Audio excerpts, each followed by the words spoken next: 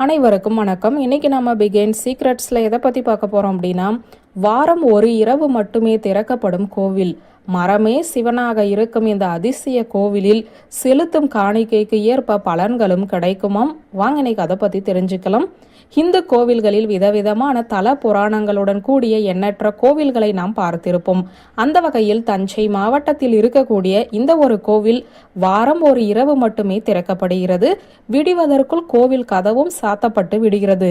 தமிழகத்தில் இப்படி ஒரு கோவிலா என்று நினைக்கும் அளவிற்கு இருக்கக்கூடிய இந்த கோவில் பற்றிய அரிய தகவல்களைத்தான் இப்போது நாம் பார்க்க போகிறோம். தமிழகத்தில் தஞ்சை மாவட்டத்தில் பட்டுக்கோட்டைக்கு அருகே அமைந்திருக்கக்கூடிய பரக்கலக்கோட்டை எனும் ஊரில் அமைந்திருக்கிறது இந்த அதிசய திருத்தலம். இதை குருத்தலம் என்றும் கூறப்படுகிறது. சிவன் கோவிலாக இருக்கக்கூடிய இந்த கோவிலில் பல அதிசயங்கள் நிறைந்து காணப்படுகிறது. இந்த கோவிலில் ஒவ்வொரு திங்கட்கிழமை இரவு மட்டுமே நடை திறக்கப்படுகிறது. வருடம் ஒரு முறை பொங்கல் திருநாள் அன்று மட்டுமே பகலில் திறக்கப்படும். மற்ற நேரங்களில் நடை சாத்தப்பட்டுதான் இருக்கும். இந்த கோவிலில் இருக்கும் மூலவரைக்கான பல்வேறு மாவட்டங்களில் இருந்துமே பக்தர்கள் வந்து சென்ற வண்ணம் இருப்பார்கள். பிரசித்தி பெற்ற இந்த பொது ஆவுடையார் கோவிலில் முன்னொரு காலத்தில் முனிவர்கள் தவம் புரிந்ததாக கூறப்படுகிறது. இங்கு வெள்ளால மரம் தல விருட்சமாக இருக்கிறது. இந்த விருட்சமே மூலவராகவும் திகழ்கிறது தான் அதிசயம். வெள்ளால மரத்தின் கீழே தவம் புரிந்த முனிவர்களுக்குள் ஏற்பட்ட வாக்குவாதத்தில் பொதுவான தீர்ப்பு கொடுத்து சிவன் மரத்திலேயே ஐக்கியமானதாக தல புராணம் எடுத்துரைக்கிறது. இதனாலேயே பொது உடையார் எனப்படுகிறார். இந்த ஆலமரத்தை சுற்றி மதில் சுவர் எழுப்பி கருவறையாக செய்துள்ளனர்.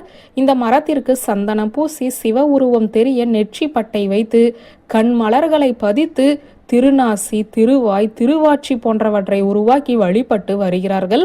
மரமே சிவரூபம் எடுத்து பக்தர்களுக்கு அருளாசி வழங்கி வருவதாக நம்பப்படுகிறது.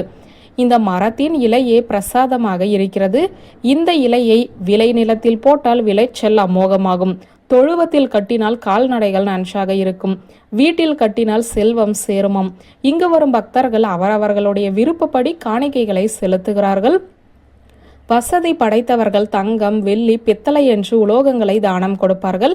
இதனால் அவர்களுடைய செல்வம் பெருகுவதாக ஐதீகம் நிலவுகிறது. அதுபோல ஒவ்வொரு காணிக்கைகளுக்கு ஏற்ப பலன்களும் கிடைக்குமாம். அவரவர்களுக்கு விருப்பமான பணம், பொருள், நகை என்று காணிக்கை செலுத்துவார்கள். மேலும் நெல் தானியங்களை கூட காணிக்கை செலுத்தப்படுவது உண்டு. துவரம் பருப்பு, உளுத்தம் பருப்பு, பயிறு வகைகள், எள்ளு, நவதானியம், மாங்காய், தேங்காய், மிளகாய், புளி, காய்கறிகள் என்று நாம் விரும்பும் பொருட்களை காணிக்கை செலுத்தினால் வேண்டிய வரம் வேண்டியபடி கிடைக்கும் என்பது ஐதீகம். நீதி கூறுவதால் கோவிலில் இருக்கும் இந்த சிவனை மத்திய புரீஸ்வரர் என்றும் கூறுகின்றனர். இவருக்கு தென்னங்கீற்றால் செய்யப்பட்ட துடைப்பத்தை காணிக்கை செலுத்தினால் தென்னை ஓலை போல அடர்த்தியான நீண்ட கூந்தல் வளரும் என்றுமே கூறப்படுகிறது.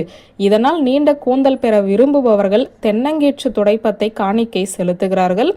ஆடு, மாடு, கோழி போன்ற கால்நடைகள் ஆரோக்கியமாக இருக்க அவைகளை கூட காணிக்கை செலுத்தி வேண்டுதல்களை வைக்கிறார்கள். வியூவர்ஸ், இந்த வீடியோ உங்களுக்கு பிடித்திருந்தால் லைக், கமெண்ட், ஷேர் பண்ணுங்க. நன்றி.